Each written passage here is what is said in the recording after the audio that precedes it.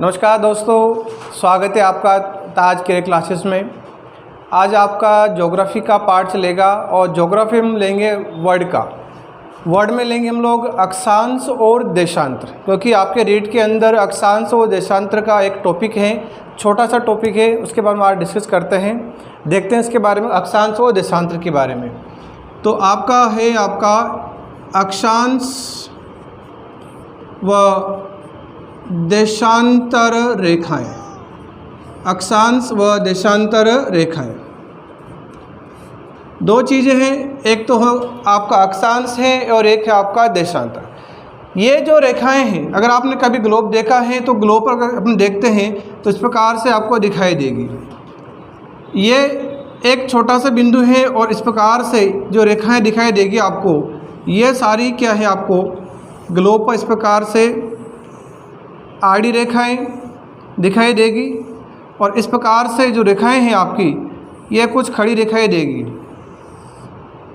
ये इस प्रकार से।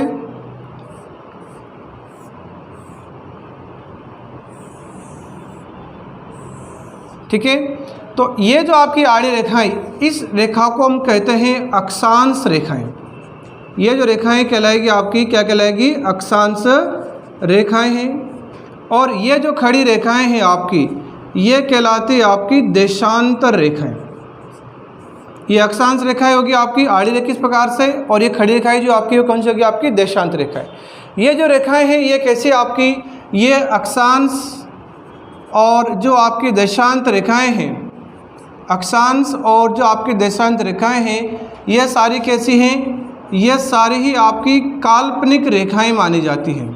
यानी ग्लोब पर या मानचित्र पर हम देखते हैं तो ये रेखाएं कैसी आपकी काल्पनिक रेखाएं मानी जाती हैं। और इसमें देखते हैं हम लोग कि इसमें कौन कौन सी रेखाएं जो हमारे पास हैं वो कौन कौन सी रेखाएं हैं। ग्लोब पर जो बिल्कुल बीच की जो रेखाएं होती है, ये होती है आपकी 0 डिग्री रेखा, जिसको हम क्या बोलते हैं, इसको हम कहते हैं भूमध्य रेखा। भूमध्य रेखा, क्योंकि ये भूमि के मध्य से गुजरती है इसलिए इसको कहा जाता है भूमध्य रेखा, या इसको आप विषुवत रेखा भी कह सकते हैं। इसको आप क्या कह सकते हैं, विषुवत रेखा भी कह सकते हैं।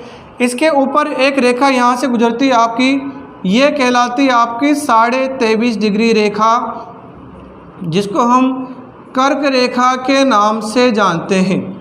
ये रेखा आपको कौन सी है, 13.5 डिग्री रेखा है। अच्छा, ये कहाँ जाएगी, आपके नॉर्थ में होगी, क्योंकि ये 0 डिग्री क्या कर रही है, इस ग्लोब को 2 भागों में डिवाइड कर रही है। ये उत्तरी गोलार्ध हो जाएगा और ये क्या कहलाएगा, आपका दक्षिणी गोलार्ध कहलाता है।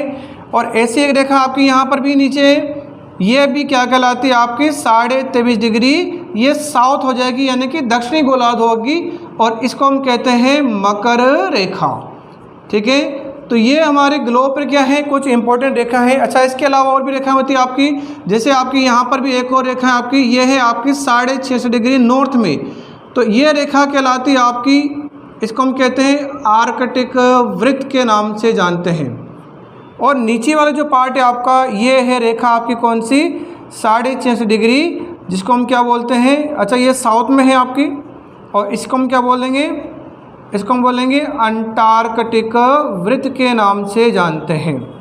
अंटार्कटिक वृत्त के नाम से जानते हैं। और ऊपर आपका पोल आ जाता है, यानी कि ये जो आपका है ये कितने डिग्री का पोल होगा, ये 90 डिग्री का पोल है, यानी कि उत्तरी ध्रुव, जिसको हम क्या बोलते हैं, जिसको हम बोलते हैं उत्तरी ध्रुव के नाम से जानते हैं।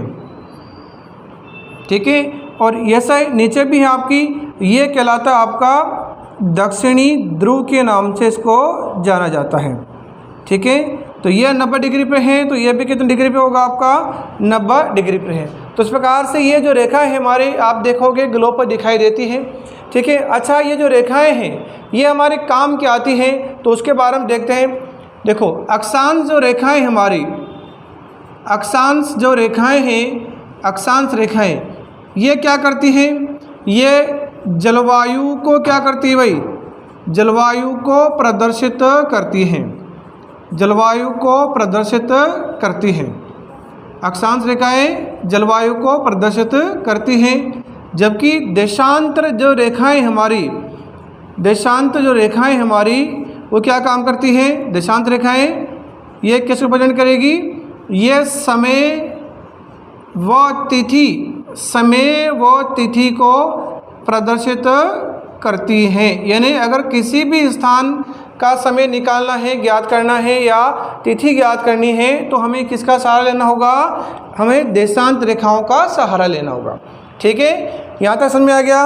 और देखें, और ये जो रेखाएं हैं, अच्छा दूसरी बात, ये जो हमारी रेखाएं हैं ये आड़ी वाली अक्षांश रेखाएं हैं, तो इनके बीच की जो दूरी है, यानी ये दो अक्षांश हो गए, इनकी जो बीच की दूरी होती है हमेशा वो 111 किलोमीटर होती है। दो अक्षांशों के मध्य की बीच की दूरी कितनी होती है? 111 किलोमीटर होती है, जिन्हें हम क्या कहते हैं? जिन्हें हम कटिबंध के नाम से जाना जाता है। जिन्हें हम क्या कहते हैं? कटिबंध कहते हैं। जैसे आपने सुना होगा उष्ण कटिबंध, शीतोष्ण कटिबंध, शीत कटिबंध, तो ये जो अक्षांशों के बीच की रेखाएं हैं क्या कहलाती हैं? कटिबंध कहलाती हैं।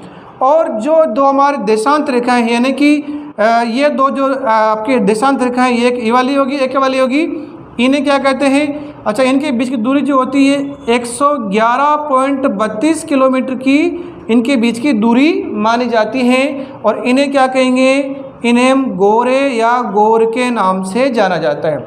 अक्षांश रेखाएं 111 किलोमीटर की बीच की दूरी होती हैं, जिन्हें क्या कहते हैं? कटिबंध। और देशांत रेखाएं 111.32 किलोमीटर की बीच की दूरी होती हैं और इन्हें क्या कहते हैं? गोरे कहा जाता है। दूसरी बात, आपको पता है कि सूर्य हमेशा कहाँ से उदय होता है? पूर्व से उदय होता है। यानी कि ये हमारी दिशा कौन सी है? ये आपकी दिशा कौन सी होगी? पूर्व दिशा होगी। और ये कौन सी आपकी? पश्चिम दिशा। तो देखें, सूर्य हमेशा पूर्व से पश्चिम की ओर आता है। तो देखो कि अगर ये जो सूर्य, ये एक देशांतर हो गया, ये आपका दूसरा देशांतर हो गया, क्योंकि सूर्य को यहाँ से और यहाँ तक आने में, यानी ये 1 डिग्री कहलाएगा। एक देशांतर का मतलब क्या होगा? एक देशांतर का मतलब क्या होगा? 1 डिग्री। और 1 डिग्री को सूर्य को पार करने में कितना समय लगता है? हमेशा 4 मिनट का समय लगता है। ये 4 मिनट का समय लगता है। ठीक है, तो रीड के अंदर आपसे ज़्यादा ये पूछेगा कि अक्षांश रेखा हमारी कितनी होती है, कौन सी होती है। तो एक सबसे बड़ी, अच्छा ये भूमध्य रेखा हमारी बीच की रेखा होगी। और आपसे पूछ सकता है, अच्छा एक पूछेगा आपसे कि ग्लोब पर कितने अक्षांश होते हैं? ठीक है, ग्लोब पर कितने अक्षांश होते हैं? तो अगर हम बात करें कुल अक्षांश की, ग्लोब पर कुल अक्षांश जो है हमारे वो कितने होंगे? तो कुल अक्षांश होते हैं आपके 181। अब देखो कैसे होते हैं। देखो, ये जो रेखा है आपकी बीच की रेखा है, भूमध्य रेखा होगी, ये ग्लोब की सबसे बड़ी रेखा मानी जाती है। ठीक है, आपसे पूछ सकता है कि ग्लोब पर जो रेखा है इनमें सबसे बड़ी रेखा कौन सी है? तो आप देखें, आपको नज़र आ रहा है कि ये सबसे बड़ी रेखा है, ये छोटी होगी, ये छोटी होगी और वो छोटी हो जाती है, तो ये सबसे बड़ी रेखा होगी।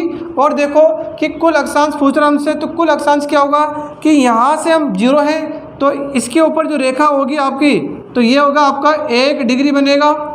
ठीक है, इसके ऊपर चलेंगे तो क्या होगा? 2 डिग्री हो जाएगा। ऐसे 20, 30, 50, 60, 70, 80 और 90, यानी कि यहाँ से लेकर यहाँ तक कितनी रेखा हो जाएगी आपकी? 90 हो जाती है। यानी कि 90 तो आपकी ये होगी, ये उत्तरी गोलार्ध में होगी। वैसे नीचे आ जाओ तो ये आपकी 0 के नीचे देखो, ये क्या बनेगा? 1 डिग्री बनेगा। ठीक है, ये आपका क्या बनेगा? 2 डिग्री हो जाएगा। ऐसे यहाँ तक कितनी हो जाएगी आपकी? 90। तो ये कितनी होगी आपकी? 90 रेखाएं। 90 उत्तरी गोलार्ध में, 90 कितनी होगी? दक्षिणी गोलार्ध में। और ये जो आपकी रेखा है एक वाली, ये सबसे बड़ी रेखा, ये भी तो एक रेखा मानी जाएगी। तो एक रेखा और इसमें जोड़ लिया आप, तो टोटल जो हमारे अक्षांश हैं वो कितने हो जाएंगे? 181 हो जाता है। क्लियर?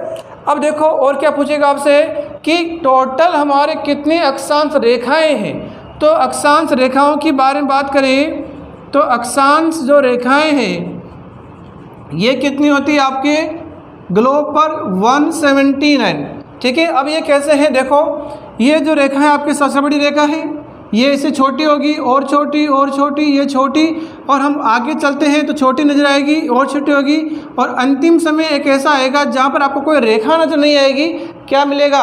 केवल बिंदु मिलेगा। ठीक है, तो एक बिंदु यहाँ पर होगा और एक बिंदु कहाँ होगा? आपका यहाँ पर होगा। तो इसका मतलब क्या होगा? 2 रेखाएं कम कर सकते हैं हम लोग। ठीक है, तो यानी कुल अक्षांश तुम्हारे पास कितने थे? 181 थे। ठीक है, लेकिन हम पूछ क्या रहा है? वो रेखा पूछ रहा है, तो कितने कम कर दो? 2 बिंदु कम कर दो, क्योंकि ये बिंदु रेखा नहीं है। तो ये हो गया आपका 2, तो ये कितना हो जाएगा आपका 179, यानी अक्षांश रेखाएं कितनी होगी हमारी 179 रेखा होती है ग्लोब के अंदर। ठीक है, अब देखो और पूछेगा आपसे कि देशांतर कितने होते हैं ग्लोब पर, कुल देशांतर कितने होते हैं भाई। तो देखें कुल देशांतर हमारे कितने होते हैं ग्लोब पर 360 होते हैं। ठीक है, 360 होते हैं। अब आपके मन में ये आ रहा हो कि सर 360 ही क्यों होते हैं, 361 क्यों नहीं होते या 359 क्यों नहीं होते।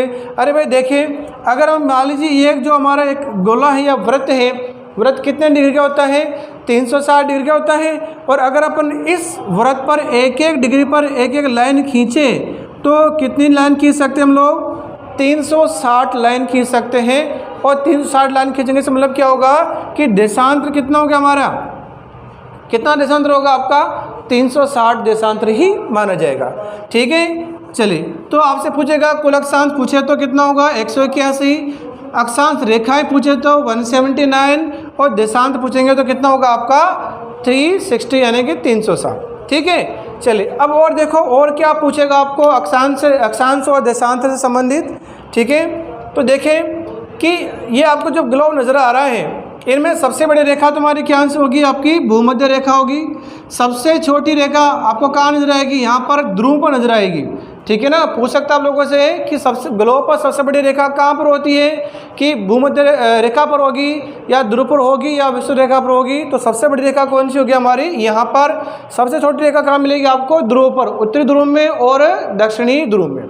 क्लियर, चलिए अब और क्या पूछेगा, देखो और पूछ सकता है आप लोगों से कि जो हमारी अक्षांश रेखाएं होती हैं ये होती कैसी है।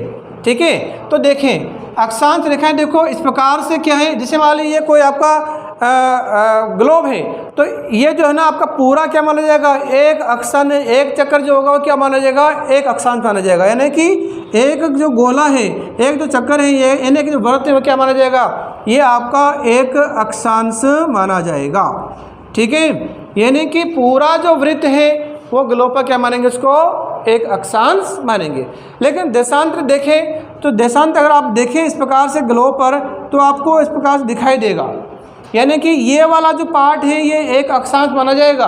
यानी ऐसा मत कर देना कि इसको हम आगे इसे जोड़ दें तो क्या हो जाएगा, एक वृत्त हो जाएगा। यानी ये तो फिर क्या हो गए, ये एक और दो, ये दो क्या हो गए, ये दो आपके अक्षांश हो जाते हैं। ठीक है, तो कभी अगर आपने जो देखे ना नारंगी, ठीक है, तो नारंगी का जो पीस होता है, नारंगी का पीस कैसे होता है, इस प्रकार से होता है।